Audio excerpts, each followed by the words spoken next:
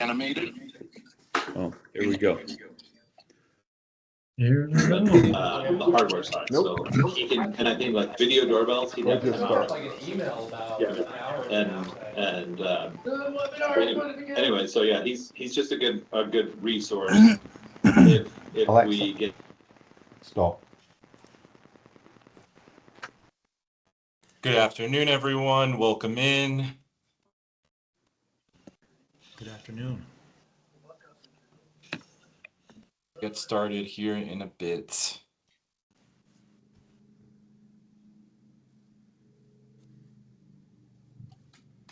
Good afternoon, everyone, and welcome to the New Mexico Advanced Energy Award Program Year 2026 webinar. I have with me my colleague Michael Prosnitz, Senior Economic Development Coordinator, Marisha Cruz, our Business Operations Analyst, who will be monitoring the chat and helping with any tech issues, and our Associate Director, Lindsay Humphreys. I'm Gregory Montoya Mora. This webinar will be recorded and posted after today. If you could, Gregory, real quick, I think when you went live, it stopped your screen share. So if you could just start I again. did.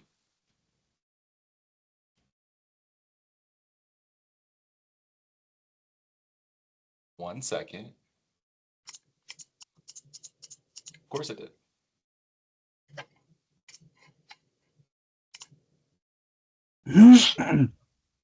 Okay, there we go. All right, we did introductions. We can have any questions in the chat or hands raised, and we will get to all of those at the end of our presentation. And with that, everyone can see everything. We're good to go. Yep, we got it. All right. So we'll start out with the mission of the Technology and Innovation Office, which is to connect New Mexico's innovation infrastructure to the commercial market. We do this by encouraging and enabling the startup, growth, and relocation of science and tech-based industries into New Mexico, and by growing and diversifying existing tech companies and supporting emerging and rapidly commercializing technologies. The Advanced Energy Award is a competitive state-funded grant that awards non-dilutive funds to small businesses engaged in research and development or pilot demonstrations with a focus on advanced energy innovation and commercialization. Applicants may request any amount up to $1 million, but should only request what is needed to successfully complete the proposed work. Last fiscal year, we had 7 awardees for this program. And our definition of advanced energy is a technology or innovation that makes energy use cleaner, safer, more secure, and more reliable. Funding eligibility. Funds may not be used for alcohol, drugs, or food. No more than 10% of the total funds awarded may be used to attend trade shows. And no more than 25% of the total funds awarded may be used for payroll expenses, with a cap of $50,000 regardless of funding amount awarded. So what that looks like is if you have an award of $200,000, the max you could spend on payroll is $50,000. If you have an award amount of say $600,000, that maximum would stay at $50,000. And here's some common funding uses. These are by no means exclusive. This includes intellectual property assessment, patent filing, research and development, laboratory or business equipment, outside lab testing and validation, regulatory assessment and certifications, meeting with customers, partners, and investors, attending trade shows, no more than 10%, and market research and data acquisition. Right now, we'll go over some general eligibility and go into some specifics for each award class in the next slide. So generally, you must be a for-profit technology business. So a business that creates a technology-based device, software, etc., with a focus on advanced energy. You must certify that your company does not have any overdue tax debt and are not party to any claim or lawsuit.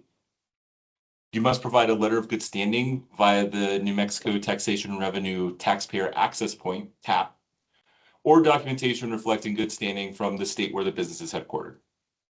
Must agree to all reporting and clawback requirements. So the Advanced Energy Award may not be first money in. So companies will be required to provide documentation of previously secured funding from any additional sources outside of the company. Companies that have raised more than 30 million in dilutive and non-dilutive funds are ineligible to apply. So now on to our award classes. The first award class is research and development. This award class supports companies engaged in foundational research and development, proof of concept, product development, anything aiming to translate scientific and technical advancements into a tangible market-ready solution. For this award class, we're looking for a technology readiness level or TRL of less than 5. And for award class 2, pilot projects, your deliverable for this award class would be the pilot project. So keep that in mind when you're thinking of which class to apply to. This award class supports transitioning research into practical market-ready solutions, and it's ideal for projects ready to prove their viability, gather critical data, and showcase their impact through pilot demonstrations or initial deployments. And generally, when we're thinking of these projects, they would be at a TRL of or greater than 5. Moving on to some specific eligibility for award class 1. As I said, a TRL less than 5. The company for this award class must be headquartered in New Mexico. So have a New Mexico Business Tax ID number, B10, a physical New Mexico address, an EIN number, and a valid NICS code corresponding to a science and technology business. And must have staff physically present in the state and occupy a physical space. So if you are a business with a virtual headquarters in New Mexico, you would need more than 40%, or if you have more than 40% of your staff outside the state, you'll not be considered. Award class 2.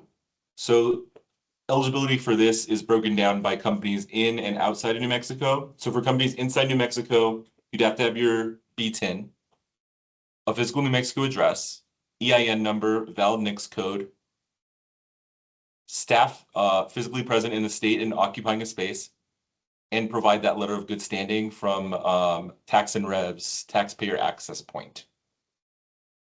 If you are a company headquartered outside of New Mexico and you're applying to award class 2, you must affirm your company's ability to do business in New Mexico by June 1st. This includes having a B10 and an EIN number.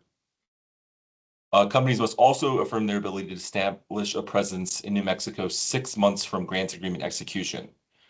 Company presence in New Mexico includes having a physical address and employees physically present and working in the state. You must allocate all funds to further activity within the state and provide documentation reflecting good standing from the state where the business is headquartered. So now we're going to talk a little bit about the application. So when you click into the application, branching is integrated. So it'll ask you whether you're applying to award class 1 or 2, and it will have different questions depending, and also different questions on whether or not the business is headquartered in New Mexico. So that's covered in the company information and eligibility section. We then have specialized questions between each award class. There's a grant application narrative, which asks a few questions that have some word limits. If you're in award class 2, this will include a pilot project narrative that will ask some more detail on your pilot project and regarding viability as well as pilot readiness. It'll include a budget summary. So that includes a built-in budget table as well as a line item by line item budget narrative saying what each of the costs will go to. It'll also include a 8-slide pitch deck, and we've outlined the requirements in the application. It includes a section on required documents, including New Mexico W-9, which does need a wet signature, and a certification saying that everything you put in the application was true to the best of your knowledge. We are moving to a new application and software for our applications. We had previously been in Salesforce. We are now using Submittable. This is what the front page of that application looks like. You'll go ahead and click apply. It will then prompt you to log in. If you already have an account, please log in with those credentials. If you need to create an account, click there, sign up here. You fill out your information. For display name, we're recommending legal company name, but this is by no means required. You can find your account information here in the top right corner. You just go ahead and click the caret icon and this will pop up. It shows your submissions, your profile, settings, sitemap, and you can log out. When you click in, this is what you'll see under submissions. So you'll be able to see your draft submission, open it up, and submit until the deadline. If you do need any technical help, please click this question mark icon. And Submittable does have a great section on FAQs for any common tech issues. And if there's any technical issues with the application, we're asking that you reach out to Submittable because they'll be able to help you with that. If it's any like higher level questions on the application, that's where you'll reach out to myself or Michael. So how does this award work? Award disbursement. So all work must be completed within 12 months of grant agreement execution. So that's when the grant agreement is signed by all parties. That includes the CEO and our cabinet secretary. Awardees will receive full funding amounts upon grant agreement execution. In terms of award reporting, we will be expecting monthly progress and expense reports. And a final report will be required within 13 months of grant agreement execution. Awardees are required to retain records of all expenses related to grant expenditures and will be required to submit receipts upon our request. Since you are receiving grant funding from the state of New Mexico, the state will issue a 1099 tax form to all awardees of state grants, including this award. Timeline. So applications will be accepted from the 17th through March 17th at 5 p.m. Mountain Standard Time. Finalists will be notified and may be required to present in person or virtually to our review board. And awarded projects must be completed within 12 months and final reports submitted within 13 of grant agreement execution. I'm just going to jump in here real quick, Gregory. Just kind of a reminder for everybody, that deadline of 5 p.m. on March 17th is a hard stop. The application will close on Submittable at that time with no exceptions. So if you are working last minute, please try to avoid that. Get the application in. Usually we recommend at least a day or two, just in case there are technical issues or something comes up, you never know. Just to be safe, there are always some applicants who don't end up getting it in last minute when they expect to. And unfortunately, there's nothing we can do at that point. In order to be fair to all participants who have already applied for the grant, we close the grant at that time with no exceptions. Thank you, Michael. And that wraps up our portion of today's presentation. We'll move on to questions. We have our contact information on the screen. So if you're interested and have questions, want to talk more about research and development, you can reach out to myself. If you're interested in Award Class 2 pilot projects, you could reach out to Michael, and I will hand it off to him now to take any questions. Cool. Thanks, Gregory. Great overview. And just as a reminder for everybody, this presentation is just a high-level overview. Maria linked the grant manual in the chat. So if you're looking for more specifics, definitely make sure to check that out. And then if you have any questions on that, feel free to ask them now, or we're always available for questions as well after this webinar, throughout the grant application process. So, okay, yeah. So feel free to type any questions in the chat. I'm going to get to them kind of in sequential order. And then I see a couple hands raised. If you want to raise your hand and you can unmute yourself. So feel free to talk when I do call on you. Apologies when everybody came in at first. Was not aware that it would not have everybody muted right away. So I went through and muted everybody, but you will have the ability to unmute yourself to ask your questions if you prefer that. So let's go ahead and get started. I'm going to go through the chat a little bit first, and then I'll catch up with some of the hands raised. Are there stipulations to what is considered first money in to meet that requirement? Yes and no. So it does have to be funding from outside the company, meaning that like CEOs, founders, co-founders, the money they've put into the company will not be considered. we're looking at things that might be, grant funding either through the state or federal, VC, angel, really not too picky as long as it's funding that's come from outside the company into the company. We don't really have any harsh conditions there. So if there is something that wasn't on what I just listed, you're welcome to list that as well. It could be something like a loan, etc. But we'll be looking at anything coming from outside to inside the company. Can you please explain what a TRL less than 5 means? So for this application, we are using the DOE TRL, and that stands for the technology readiness level of a technology, essentially kind of what stage it's at in the process to commercialization. By the DOE standards, that TRL of 5 is kind of where a technology transitions from research and development to kind of a pilot and demonstration phase for the technology of actually testing it. So we follow kind of their guidelines to give a standard of an idea to participants of kind of where we're looking for the distinction between award class 1 for research and development and award class 2 for pilot projects. That's not necessarily a hard stop. A lot of technologies move at different paces, and although you may think you're at certain TRL, maybe there's a little more R&D you have to do, etc. The important thing to remember between the two award classes is that what are your outcomes going to be? For pilot projects, we're really looking at a full pilot to be deployed and completed within that 12-month period of performance. So if that is not going to be your goal, then you might want to consider applying for the research and development.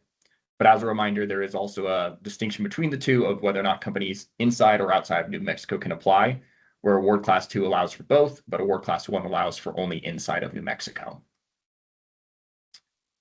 Thank you. Let's see. To follow up that question, hi, this is Yen.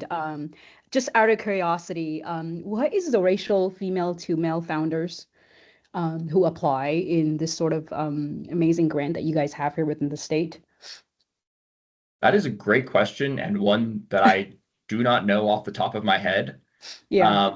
I do know that we, typically do have more males that apply than females just due to the demographic. But we have awarded females in the past, and if you want to follow up outside, I can actually look at a little bit of that information and give you a more clear answer on that. Okay, great. And then one final question I have here is that I have a product that is under award class 2. Everything's built out and aiming toward production ready. And just out of curiosity, I know this is an energy award, and I essentially built a software product that saved cloud resource energy usages, right? And I'm curious to know, like, how would that, I can follow up after this, but I just want to toss it out, like, how competitive is this? So honestly, a bit up in the air right now. In previous years, we had about 30 applications, and we awarded, I think, 7 last year and 5 the year before. So, it is very competitive, but not necessarily as competitive as you might think, like an SBIR or an STTR grant. That being said, this year we have, an increased funding, and we have an actual program instead of a pilot program, and it is companies outside New Mexico are eligible. So although we plan to make more awards, we are expecting to receive, if the attendance here is any inclination, to receive more awards as well.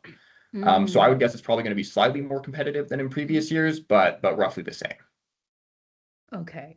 And each of those class is what, $1 million grant, right? For the Correct. awardee. Up to $1 million. Okay. So anywhere from, if you need 100,000 for a pilot, or if you need $1 million, ask for what you need. But as we mentioned, please ask for what is needed to complete the proposed work. It can be, pretty clear at times whether or not someone's asking for a bunch of money just because they can, or because they can really utilize it for the company. So in like the budget narrative section on the application, just be very clear with everything you're asking, what the use is, what the outcomes are, how that will advance the company towards commercialization. Okay. And it's perfectly, one final question. I don't mean to take over the room here. I do have a co-founder. It's just me and co-founder. Would that work? Or are you guys looking for like a full team sort of, or is there any preferences to those in terms of criteria? No, it is not.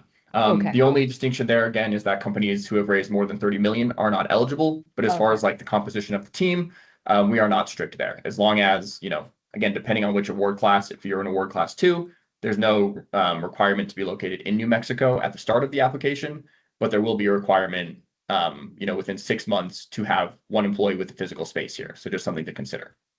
Okay. And we Okay. do have a lot of other questions, so I'm Oh, going yeah, to move go on for to it. a couple others, but Yeah. great. All right. Let's see. I'm going to go through a couple more in the chat because I saw those before the hands, and then we'll start going to some of the hands that are raised. Do applicants need an official TRL classification, or is this self-determined? It's going to be self-determined. So we give you guidelines with kind of a graphic of DOE and a link to their, rules for determining TRL levels, but it's kind of on you to determine based on that where you feel you fall into it. And again, we're not super strict on, oh, you're a TRL 5, that means you have to apply for this one. Just give us a good reason, if it does differentiate a bit as to why you need more R&D or why you're looking to do a pilot. Among prior awardees, what distinguished the highest scoring proposals? Technical novelty, economic impact, market traction, team strength. I'd say our applications are no different than, the average application. We're looking for a strong team. We're looking for a strong technology with a strong market fit. But as state dollars, these are taxpayer funds. A lot of what we look for is kind of that economic impact for the state, especially for companies that'll be applying from outside New Mexico to inside New Mexico. At the end of the day, we're looking for a return back to the taxpayers by providing these funds to small businesses. And that can be company creation or increased revenue for like taxes in the future.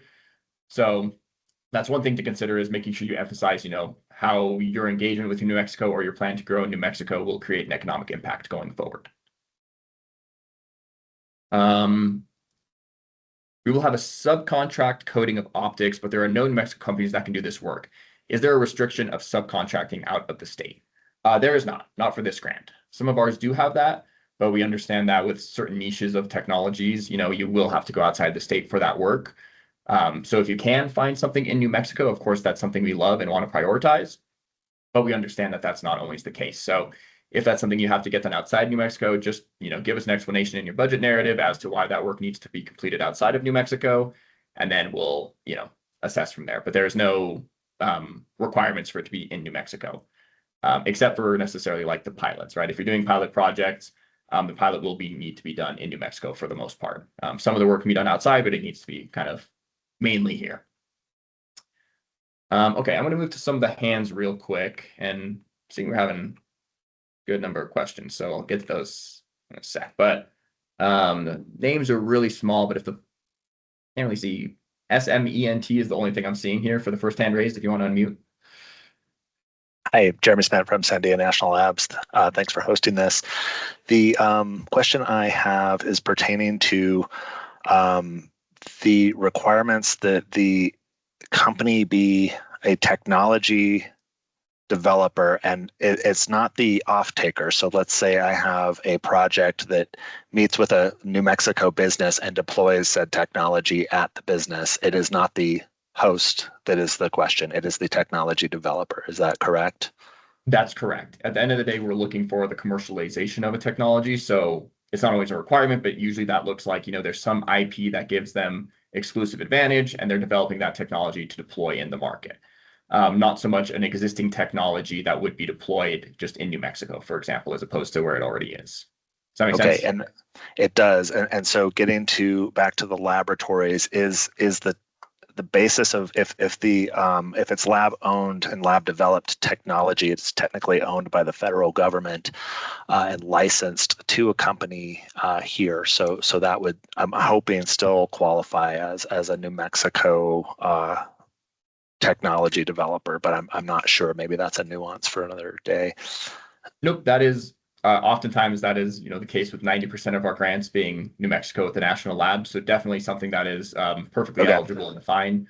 As long as the company is licensing that technology, then there is like one stipulation: the company would apply for the grant, right? So the company licenses from the labs, and the company would apply, not the labs applying. Perfect.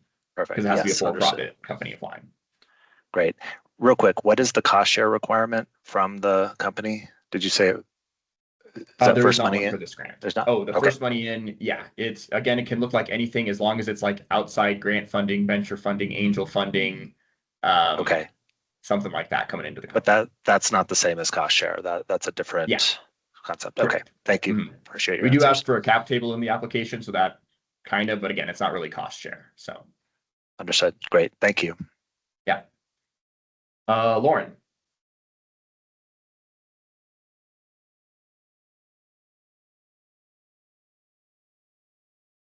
Not sure if we're hearing you, Lauren.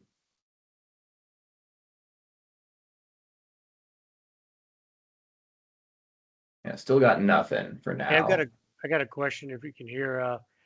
How much the funding you said is 1 million cap per applicant? That's how correct. much is the program overall? This year we were awarded through the legislature a little over $8 million. Okay, This award. so, and I guess the other question was that first money in issue. If I'm a new startup company, I've only sold a few units of the thing that I'm working on from a pilot perspective. I wanted to start using it in New Mexico. I haven't received any grants or any loans, and I haven't received any angel funding. What else could I use to prove that I'm, soluble or Mexico's not the first money that I'm trying to acquire? I mean, if you have, potentially it could be like bank statements from individuals who have invested into the company, letters of like, not necessarily commitment. I forget what the word I'm looking for is, but like acknowledgement, something like that. Some sort of piece that acknowledges by the person with a signature that they have invested X amount into the company in addition to that bank letter or something. Really anything would work just to show us there's been a flow of that money into the company. Yeah, something bank related typically if there's not like, a grant notice of award. And real quick, Lauren, if you want to type your question in the chat, since I She can't did, seem to hear Michael. you. Oh, did she? Okay. Yeah, it says, may we apply as a joint consortium? And if so, is it okay if only one company is located in New Mexico? So if you are applying for the pilot, I would say yes. Well, let me back up a second. There needs to be kind of a main company applying that will receive the funds. And then there can be like kind of co-appliers if you have that kind of support from other companies. But I would say if you're applying for research and development, both companies would need to be located in New Mexico, meaning that 60% of the employees being located in New Mexico. If you're applying for the second award class, research and development, then you will be eligible to apply if one is in and one is out. One thing to consider is if you do want to pick the company in New Mexico for like award class 1 to apply as the main person or the main applicant on the application for award class 1 and leave the others out and then kind of mention that they'll be providing support, that could be fine. But if they're kind of, you're applying as a consortium, there might be some issues there for award class 1. All right, Mark.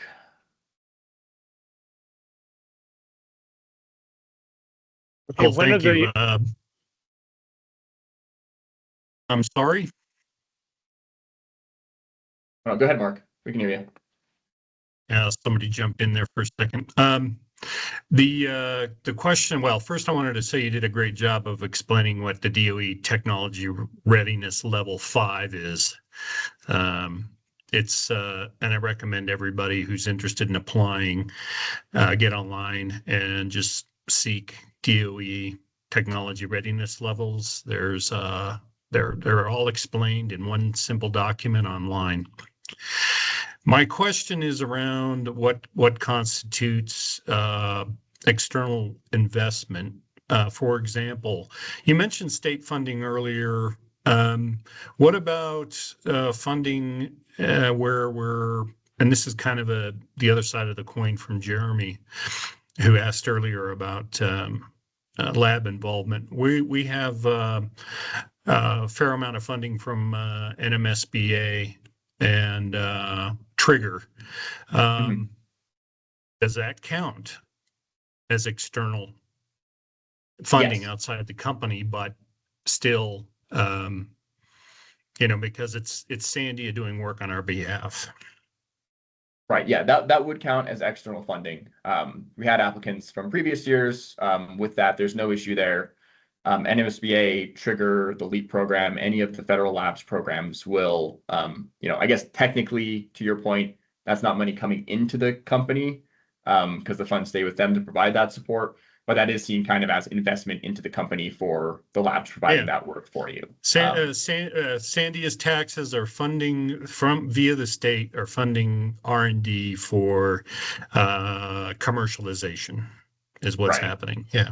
So that it's a bit of a weird case, but kind of when you think about the reason we have the external funding requirement, we're looking at a little bit of de-risking the state's investment in the companies with this larger award. Not all of our grants have that. Our smaller awards in the range of like 50,000 don't have that requirement. But for ones that are, larger like this, where a company can ask up to 1 million, that external funding helps us de-risk it and make sure that the state funds at that large of an amount in taxpayer dollars are, I guess, it's a startup world, but have a better chance of creating economic growth for the state. Okay, very good. I when I looked at it, I could see you guys going either way on that. I appreciate the detailed answer. Of course. All right, I'm going to do a couple more in the chat, and then I'll come back to you, Jeremy. So just give me a couple minutes. Let's see. Where did I leave off? Are letters of support needed for the application? Letters of support are only needed no, they're not required for the application. We do ask for them if you have them for award class 2 pilot projects in the pilot project narrative of the application.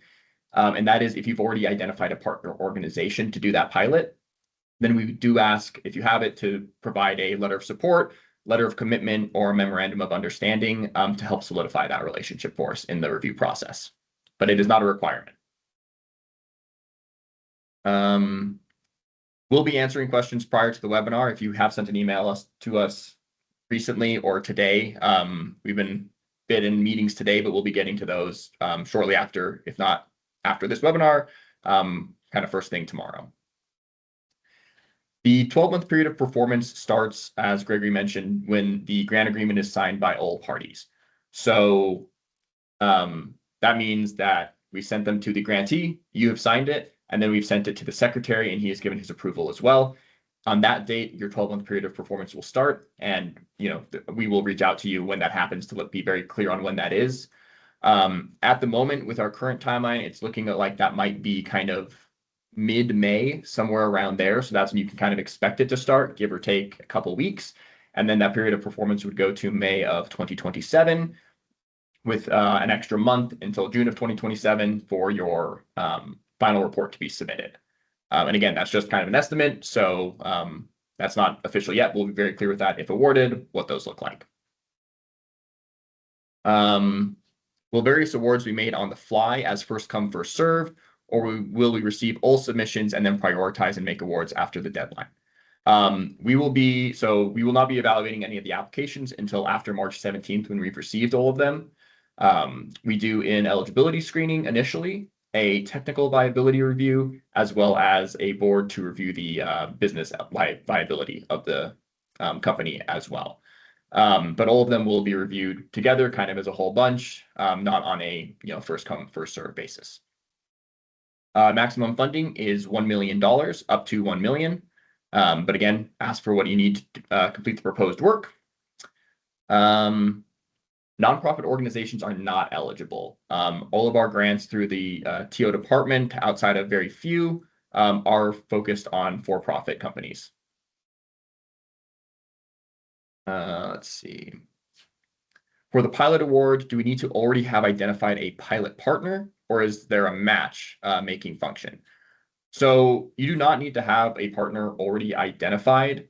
You can decide to do it internally, or you can tell us that you have plans to make a partner and engage in New Mexico in that way.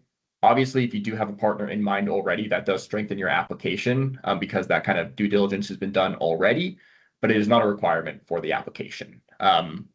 As far as a matchmaking process, we do not have one currently, but there kind of are mechanisms to get in contact with the labs or some of the utility companies if you are looking to do that by the time the application happens. Advanced energy for us is interpreted pretty, let me finish reading the question before I do that, 1 sec. Is there a document that has more detail about the overall goals of the funding? How broadly is advanced energy interpreted? We are piloting a product for wildfire risk assessment for electric utilities. would this fall under advanced energy?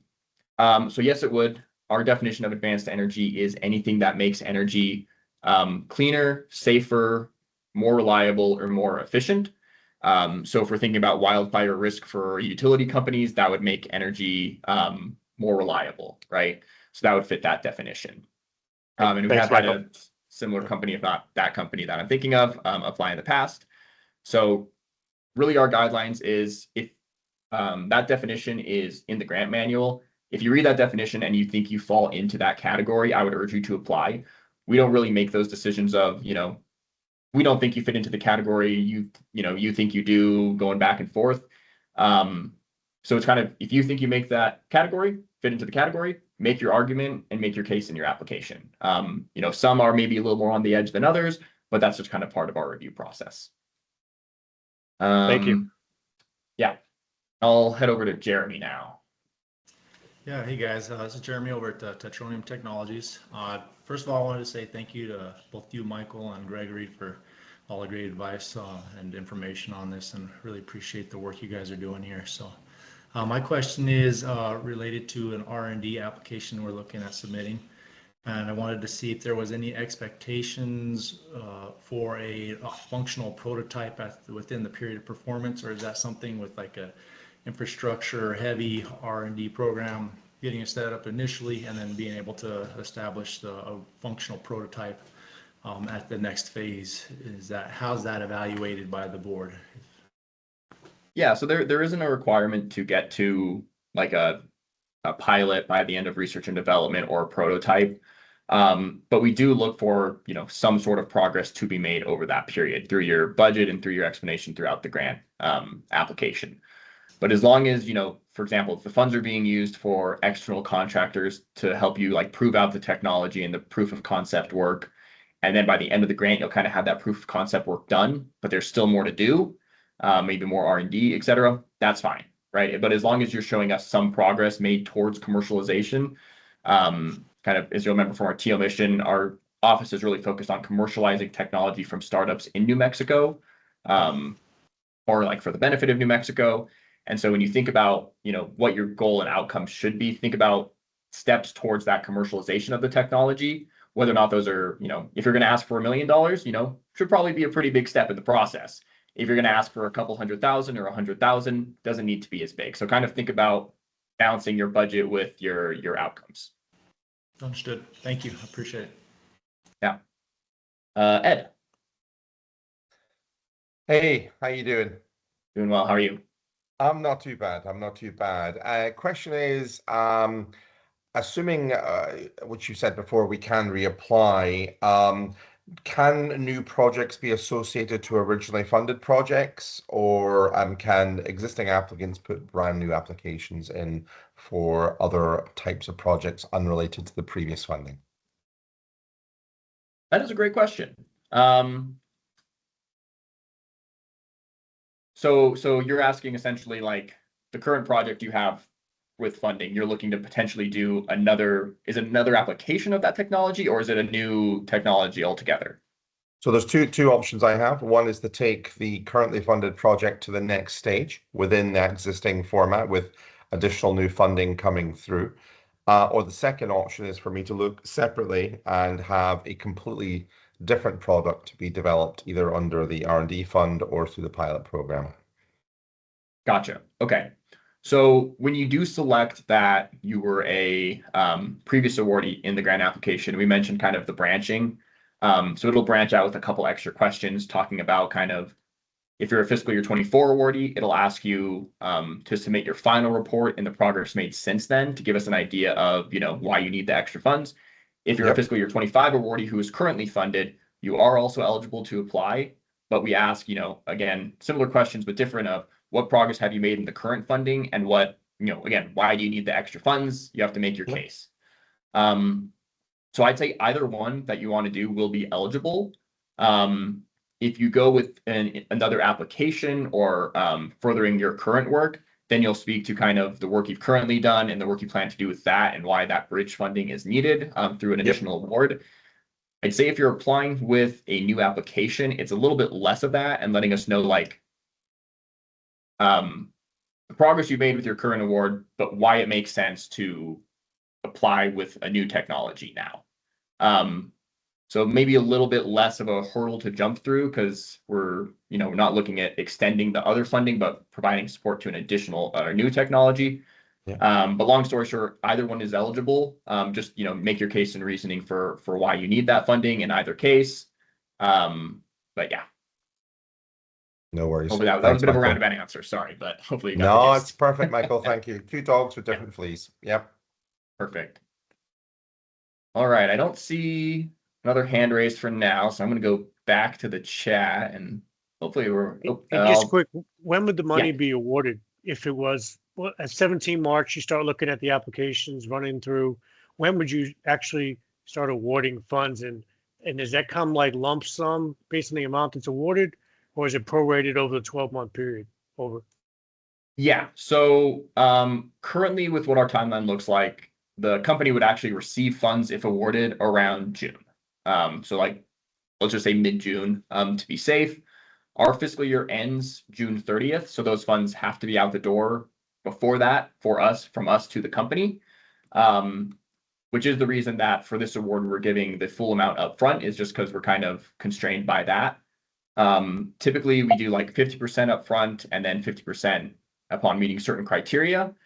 So just as an FYI to everybody, because the funds are being given upfront as a lump sum, that is why we do require the monthly reporting and expense reports, and kind of a more thorough process of keeping track on grantees, because there's kind of not that barrier to meet to get additional funds. So we will be very in-depth with that, just to kind of give an FYI for everybody. But yeah, so funds upfront, full amount in about mid-June. A couple more hands. So Jeremy.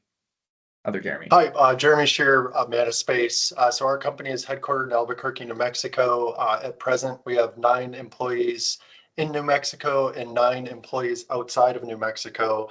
We're interested in the award class 1. We understand there's this 40% requirement. We are relocating about half those people that are out of state into Albuquerque. And that's, at various schedules. At what point do we have to be compliant with the 40% requirement? So typically we do require at the time of application to be compliant with that. But it kind of depends on a few things. So Jeremy, I would say maybe if you want to send Gregory and myself an email and we can follow up with that online, because that might be kind of a bigger discussion to have. Okay. Yep. Happy to do so. Thank you. Great. I think Thomas, your hand is still raised, so I'm going to go back to you, Ed. Yeah, just a quick one. Yeah. Okay. Thomas, did you have another question? Yeah, I was kind of think the last gentleman kind of hit the same subject I was thinking about with the number of people that's got to be hired.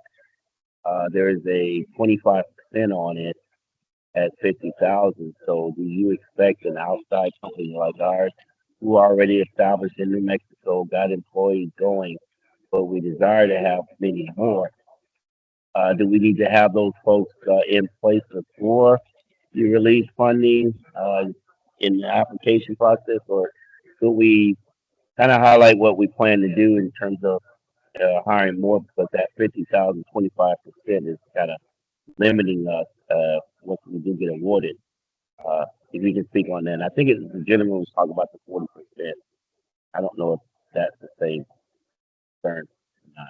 Yeah, so it kind again, it depends on the award class. So in the question before with Jeremy, they were interested in award class 1. So there is that requirement to have essentially 60% of your payroll located in the state, and have the company headquartered in the state. Award class 2 is where it's eligible for companies outside of New Mexico to apply, and that isn't a requirement for that grant. So a little bit kind of looser requirements for award class 2. So it kind of depends which one you're going for. But Thomas, I would kind of say the same thing for you. Why don't you go ahead and send Gregory and myself an email, and we'll follow up afterwards, because it might be a little bit of a longer discussion. Yeah, I appreciate that. Thank you. Great. All right, Ed, did you still have a question? Yeah, just to say congrats about allowing at least some staff being being funded through the program. A good development, which was available last time, but beggars can't be choosers. Did I hear you right, Michael? You were saying that it's all going to be paid in a single lump sum this time rather than in 4 sections? That's correct. Yeah. This time the Okay. funds will be given all up front, but again, there will be that pretty harsh Monthly reporting requirements to Yeah, meet and yeah. check-ins going forward, since that is the case. Awesome. Good stuff. Good to see you all progressing. Thank you. Yeah, great.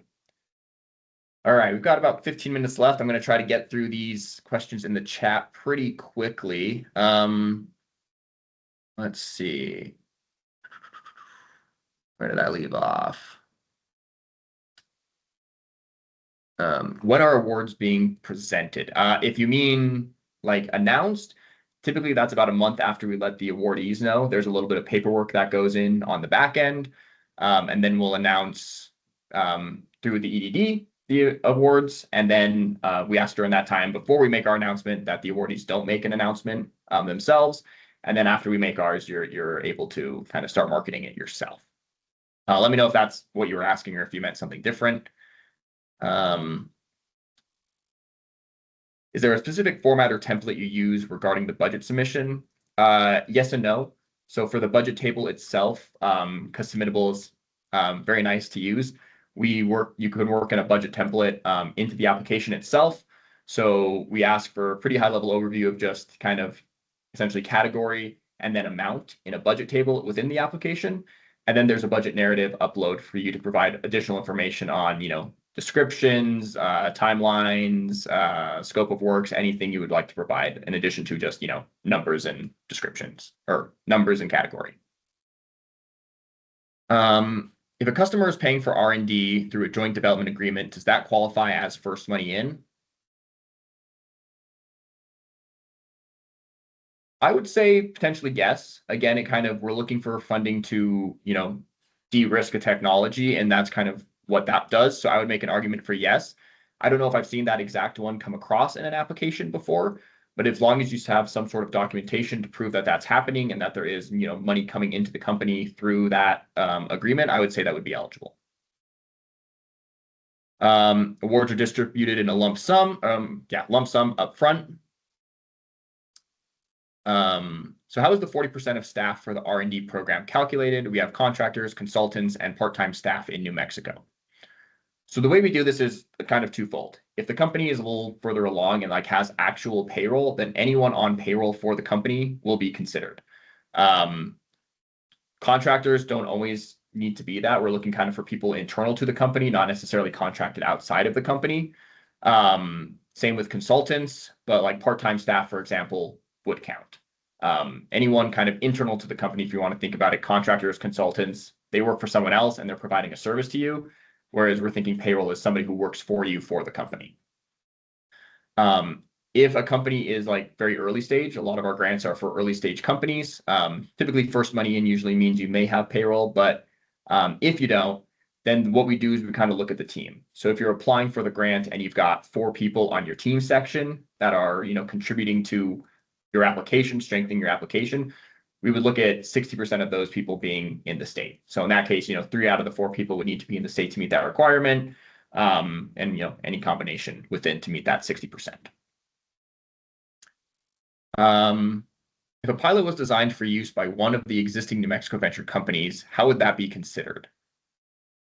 Might need more information. Jane, are you still on the call? Would you want to unmute? Yeah, thinking about some of the state investment committee ventures and an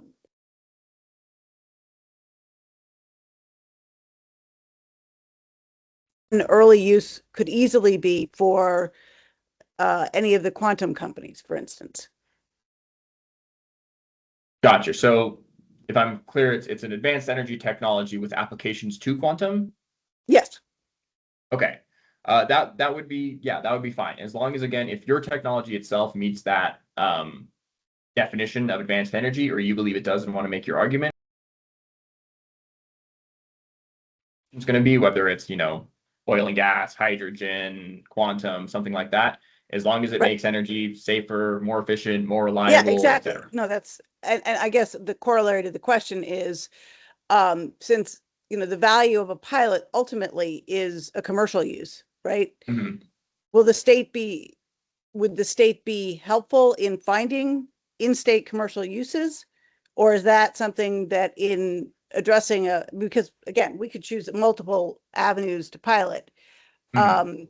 The question is, what's the best fit and what's the best fit in New Mexico? Gotcha. Okay. Currently, we do not have it set up for kind of like a matchmaking system. Again, there are, I'll say we draw a kind of walk a careful line there between, essentially providing the service to the company as well as, just providing a connection. So any kind of connections, that's something we can possibly make as like a connection to, hey, this person is interested in applying for our award, maybe partnering, etc. But we don't necessarily reach out and say like, hey, you should, partner with this person. We think it'd be good. So there's a bit of a fine line there. And happy to discuss that more offline if you want more Great, information. thank you. Yep, perfect. All right, let's see. Yes, we'll be waiting till the 17th of March before evaluating the applications and going through the process of awarding them. So everything will be evaluated as all applications together, not on a rolling basis at the end of March 17th. A technology has been commercialized outside of the USA, with developing a manufacturing process in New Mexico for an improved technology be piloted in New Mexico, be eligible for funding. Let's see.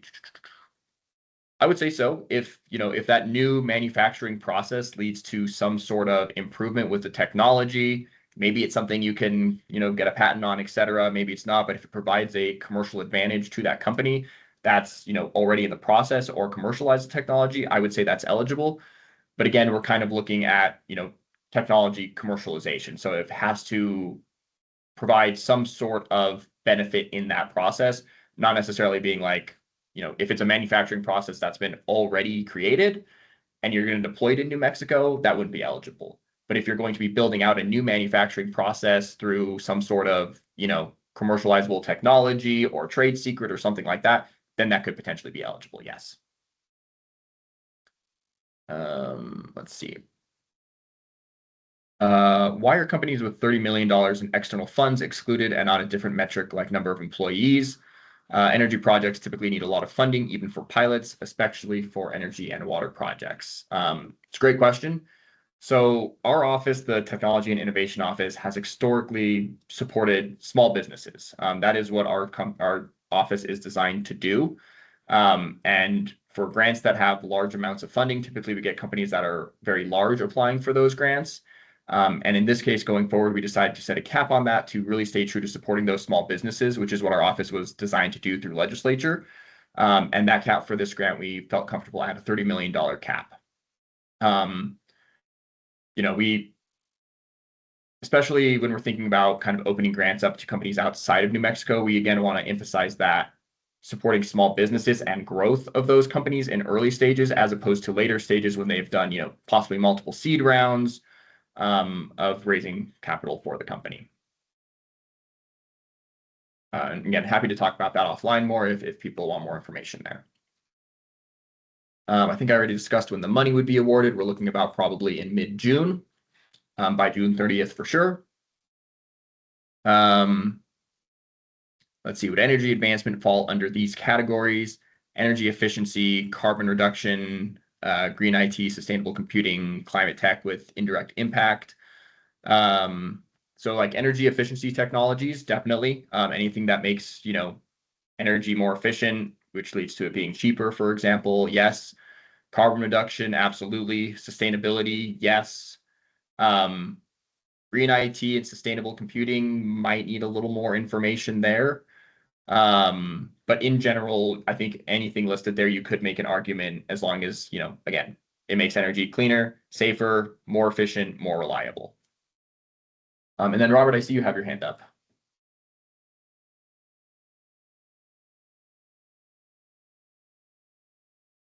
Yeah, take time, no worries.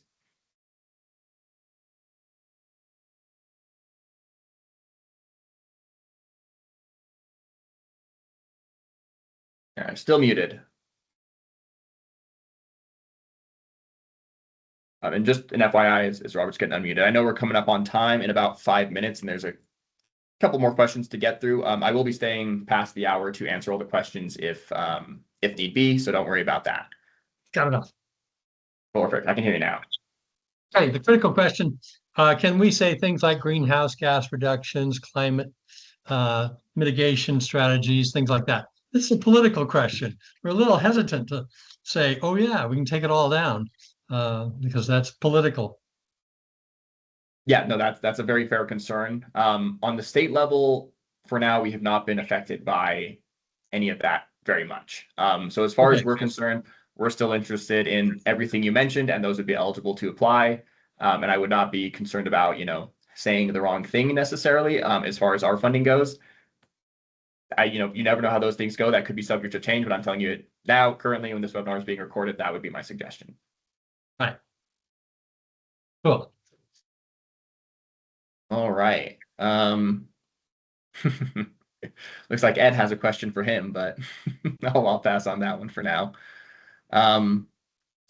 Would funds provided to a new startup tech firm from its parent company be considered outside funding?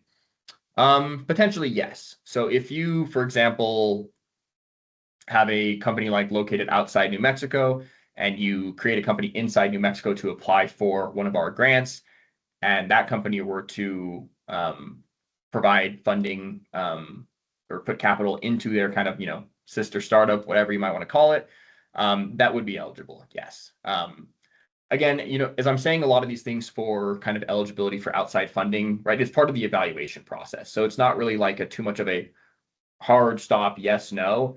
It's more so of, if you have angel funding, grant funding, VC funding, you might be scored better or evaluated higher in that part of the application.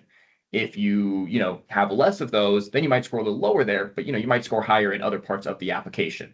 So it's kind of just evaluation based, explain the money you have in, explain how it's helped you reach certain criteria. But again, anything kind of outside coming in that has provided external validation to the company and the technology is what we're looking for. What exactly is the definition of payroll expenses? Is the $50,000 payroll limit applied to labor costs for R&D or pilot design work? So again, this is where we want to think of it kind of as internal versus external, since a lot of companies we work with maybe have payroll or don't. If you are paying a co-founder or potentially something like an advisor who works very closely with the team, or a CTO or someone to do the work, then that would be considered payroll. Or if there's someone who's actually on payroll for the company and you're providing salary for them in order to do the work, that would be considered payroll. What wouldn't be considered payroll is hiring, for example, external contractors or consultants to provide market validation work, testing the technology, validating the technology, things like that. That would be considered contractual work. That isn't payroll. But again, think of it kind of anything internal to the company with the members of the team being paid to do the work. That is limited at $50,000. And in previous years, we didn't have that and didn't allow for any payroll. There's reasoning for that. I'm happy to get into that offline if anybody wants. But this year we did allow for some of it. So we were happy to do that. Let's see.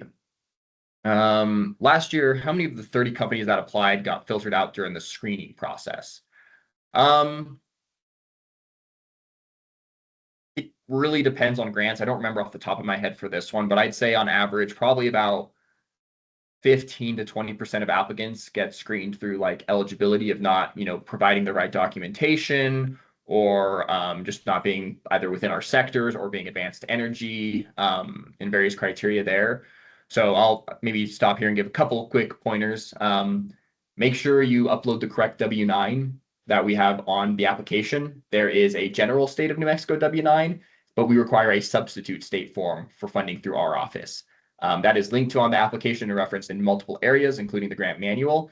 So make sure you're using the right one. And we give instructions on how to fill that out correctly.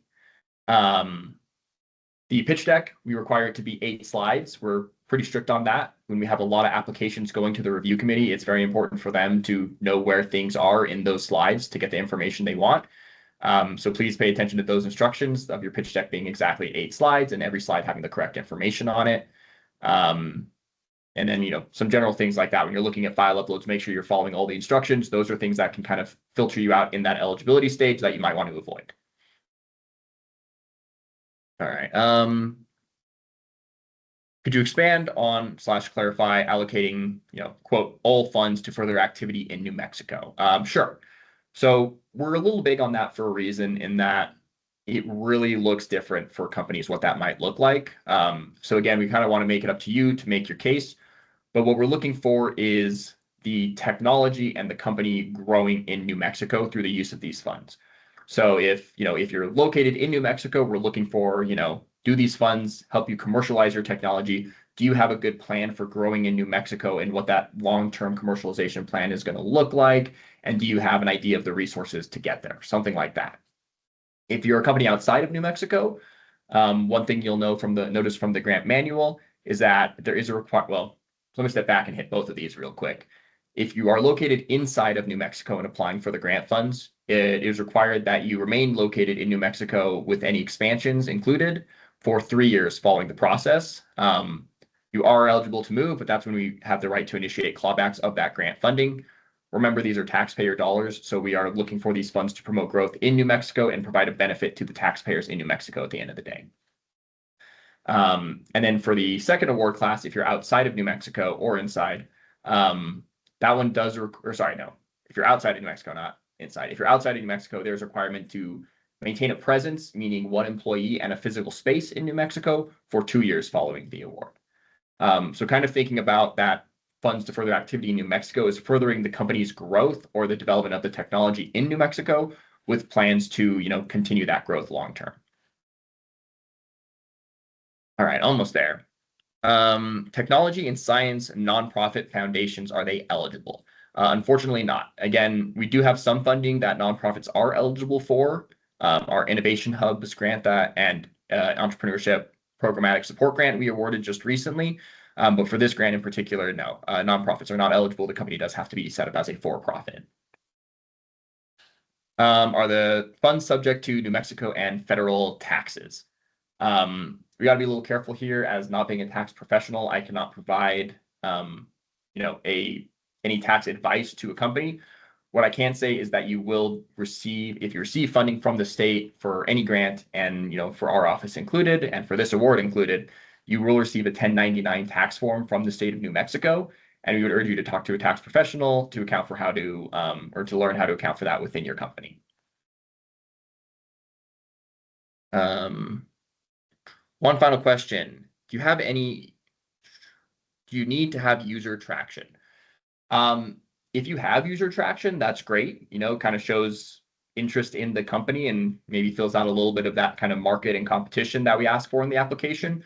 But it is not a requirement. Again, our office focuses on supporting small businesses in New Mexico that are in the science and tech sectors. So we're not really expecting you to have, paying customers or traction with customers when you're applying for our grant funds. We're looking more to support the development of the technology and the development of the company to get to those stages. So typically you're thinking you have users, you may have raised money already, maybe you're above that $30 million cap, maybe you're not.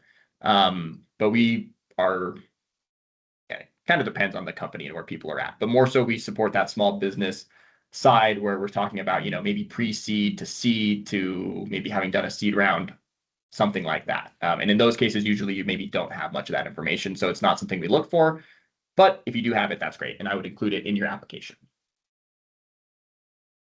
All right, a lot of really fast talking. I think I've gotten through all the questions. If anybody does have any last minute questions and wants to unmute and ask them, feel free. But at this point, we'll be kind of closing out the webinar. So we'll be around for another couple minutes. And again, if you have any questions, feel free to send us an email. Greg and I are always available to answer any more questions. Yeah, Jessica. Do you have any women business owned or minority business owned certifications that we can submit to help our chances at all? In the application currently, no. But I would say you might not need to submit something like that, but I would reference it in your application. So in kind of some of the parts where you're describing the company or the team or something, mentioning those things, I think would help your application. Well, they would.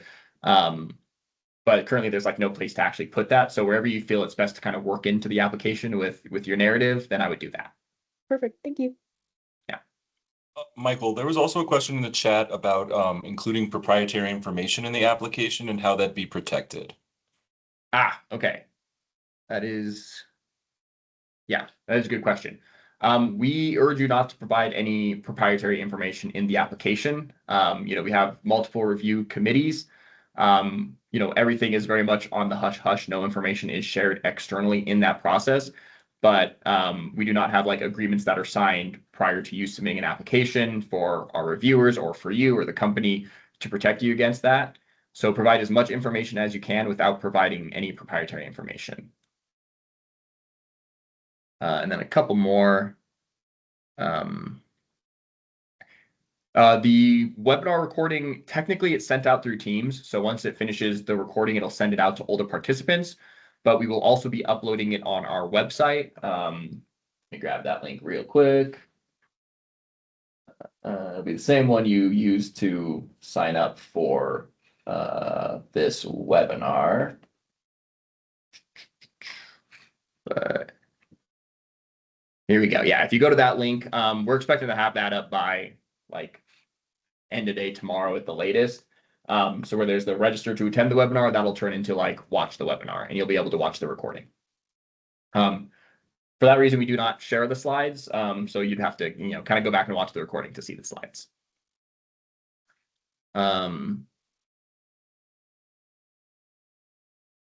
Lauren, so the total amount is, I'm blanking on exactly the amount, but it is between $8 and $9 million that we were awarded through the last legislative session for this grant. So awards up to 1 million, we're expecting if we hit about some of the higher, some of the lower, probably looking about double the awardees we had in the previous year of 6. So maybe we're looking at somewhere around the 12 this year. But again, really depends on how much people ask for, the strength of the applications, a bunch of things. It could be a bigger range than that. All right, and I am not seeing anything else at the moment, so we'll go ahead and get the webinar closed out. Thanks everybody for sticking around for a couple extra minutes at the end. Again, this will be uploaded to our website by end of day tomorrow, so if you want to reference it again, feel free. Our grant manual is on the website, the application is on the website, everything will be there. And again, our emails are listed here and on the grant manual. If any questions come up, please don't hesitate to reach out. Thanks, Michael. Star as always. Great. Thanks, Ed. Thanks, everyone. Have a nice day.